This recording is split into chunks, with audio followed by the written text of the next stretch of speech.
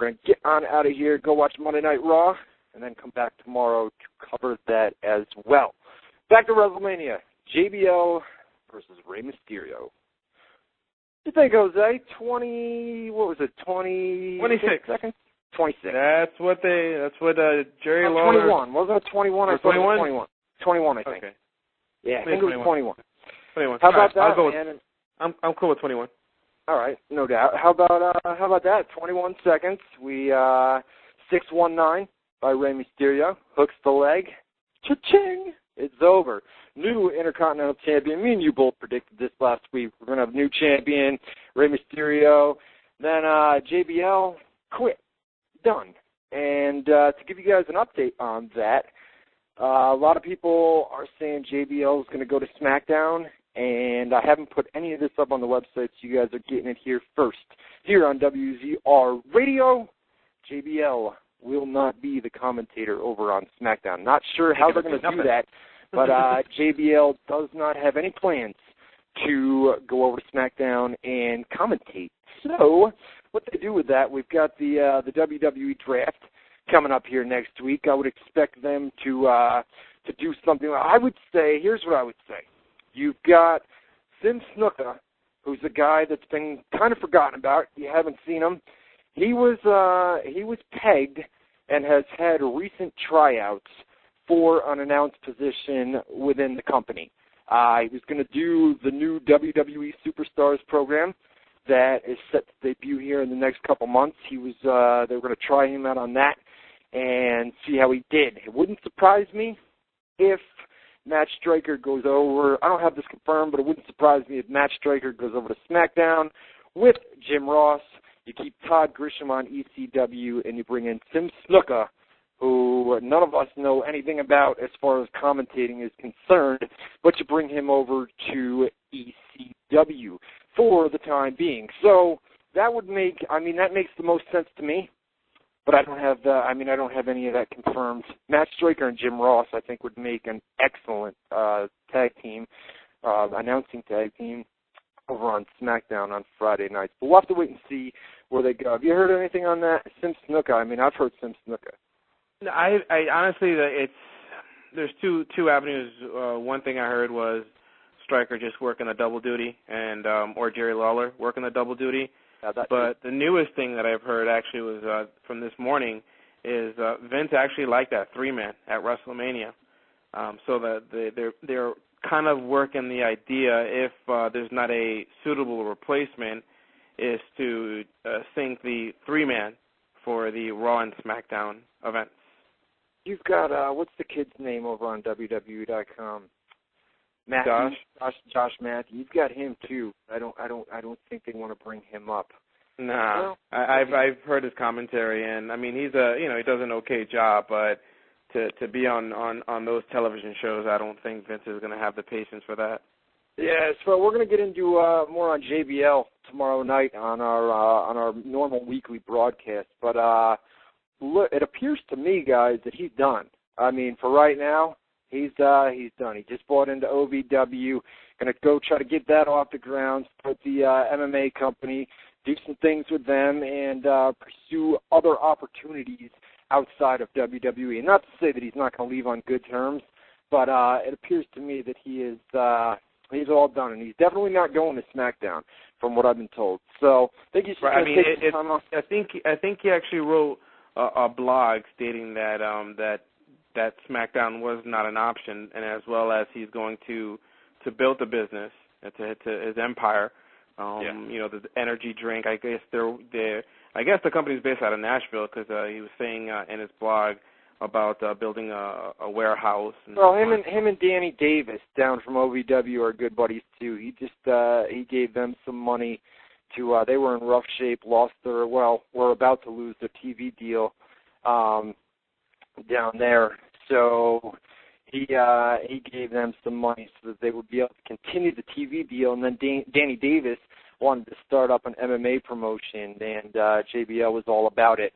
So I think he's going to go down there and kind of work closer with them and see what they can get started down that way for right now, but I think he's going to take at least an extended leave of absence here from WWE. And how do you feel about that, man? I mean, 21 seconds, WrestleMania, that's it. I'm done. And then grabs the mic and says, I quit, and he's out of here, man. And that looks, for right now, I mean, never say never in wrestling, because the guy could always, I mean, these guys get the itch to come back. And wouldn't you, if you went out there in front of 70,000 fans and got that pop or got that amount of boos, I mean, you can't give something There's like that nothing in up. this world that can no movies, no business office, nothing can to just that feeling of walking into 70,000 people.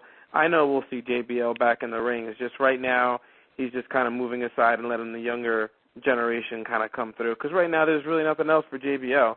I mean, the angle that he did with Shawn Michaels is unbelievable, and I think if he did it with a more younger face and just to kind of give him that rub, like, you know, a Ziggler type of character, you know, work for me and I'll pay you type of situation, I'll put you on the map, would be a good idea. But, and then again, it just gives more opportunity for someone else. It's just amazing for me for him to lose, 21 seconds to Mysterio, which will speak volume because I think during the draft, Mysterio is going to get drafted to SmackDown, and whoever Shelton will get, or MVP is going to get drafted to Raw with the USA title. But we'll talk about that tomorrow. They should do something with him over on Raw because he was over huge last night, as we talked about just a little bit ago when we ran down Money in the Bank ladder match, the Money in the Bank ladder match. How about this next one, brother? What do you think of Shawn Michaels came down from the ceiling and The Undertaker came from the ground or below the stage? I thought that was cool. I thought that was a cool way to it's vintage Undertaker entrance and then just vintage Shawn Michaels, coming from the rafters and sailing all the way down. It completely, both characters worked their magic last night. Yeah, let's talk about it, man. The Undertaker versus Shawn Michaels was, in my opinion, one of the best WrestleMania matches that I've ever seen, and for sure a match of the year candidate. I mean, near fall after near fall after near fall, tombstone pile driver, Shawn Michaels kicked out of that, a couple choke slams kicked out of that, and sometimes when you do that, it works. Sometimes when you do it, it doesn't work. And in the main event, how many times, we're going to talk about the main event here in a second, but how many times did Triple H go for the pedigree in that main event? It seemed like every few minutes he'd go for it, and it just, when Triple H goes to put somebody in the pedigree, the crowd pops huge, we're all ready for it, it's the pedigree, da-da-da-da-da. And by the time he did it, like the 8th, 9th, 10th time that he did it, nobody was popping. Nobody cared anymore. You know what I mean? So it became a body slam. Just stale and old. It just becomes another move. Yeah. But this worked with Undertaker and Shawn Michaels both kicking out of finisher after finisher after finisher. Just awesome work between. The match itself was a story ending. You couldn't sell a story the way they sold it inside the ring, and that's the reason why. It's like I smile, and I'm like, that's why I'm a wrestling fan. It's just not the comical entertainment relief, it's what's inside the ring and how they do it, and that's one of the reasons why I'm attracted to WWE so much is because the talent that comes inside that ring and tells a story, the dramatic climate, 2 count, he does his move, Undertaker does his finisher, tombstone, who the heck kicks out of the tombstone, and then another one to end it. It was amazing from top to bottom, from the entrance, from Shawn Michaels to the way the Undertaker finished the match was just remarkable, and that's the reason why it's like I'm like that's the first thing that comes to my mind when it comes to WrestleMania 25.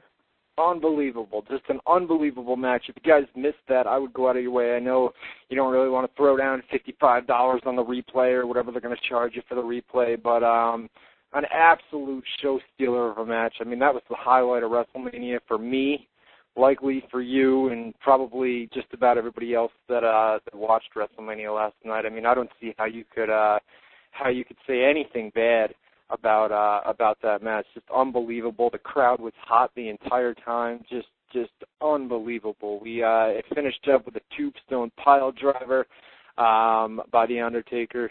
Got the 3 count, 17-0 at WrestleMania. They aired a graphic, which is kind of cool, after the match, where they said Undertaker 17-0 and Taker looked on. That was just an awesome match. We talked about it earlier. The one bump where Taker went and did a dive over the top, and the cameraman was supposed to be there and just totally botched that spot. It was good to see Taker get up after that, you know what I mean? That's a guy that's already beat up, you know what I mean? And to take a nasty bump like that was, it's just a good thing that he was all right.